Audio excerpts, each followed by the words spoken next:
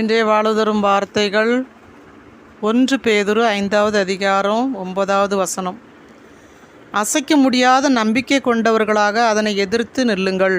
ஆம் சகோதர சகோதரிகளே, இதோ ஆண்டவர் இன்று நம்மளுக்கு இந்த வாக்கு கொடுக்கிறார். அசைக்க முடியாத நம்பிக்கையோடு இவ்வுலக அழகை எதிர்த்து நிற்க வேண்டும். யார் மூலமாக நம்ம வீட்டில் பல பிரச்சனையை கொண்டுக்கிட்டு வருவான் சாத்தான். ஒன்றும் இல்லாத நேரத்தில் கூட ஒருவருக்கொருவர் கோவத்தை மூட்டி பிரச்சனையை கொண்டு வருவான் சாத்தான். சின்ன வார்த்தை நம்ம வாயிலிருந்து விழுந்தா போதும் அப்படியே கவ்வுனி பிடிச்சிக்கிட்டு என்ன பண்ணுவான், சண்டை மூட்டி விட்டுருவான் கணவன் மனைவிக்கு, பிள்ளைகள் பெற்றோர்களை. ஆனால் நம்ம எப்படி இருக்கணும்னா அறிவு தெளிவோடு இருக்க வேண்டுமா. அறிவு தெளிவோடு இருந்து நம்ம ஜெயிக்க வேண்டும் சாத்தானுக்கிட்ட. அதுதான் அவர் சொல்கிறார், அசைக்க முடியாத நம்பிக்கை கொண்டவர்களாக அதை எதிர்த்து நில்லுங்கள். எதிர்த்து நின்று போராடுறதுக்கு நம்ம ஆண்டவர் நம்மளுக்கு நிறையா ஆயுதம் கொடுத்துருக்கிறார்.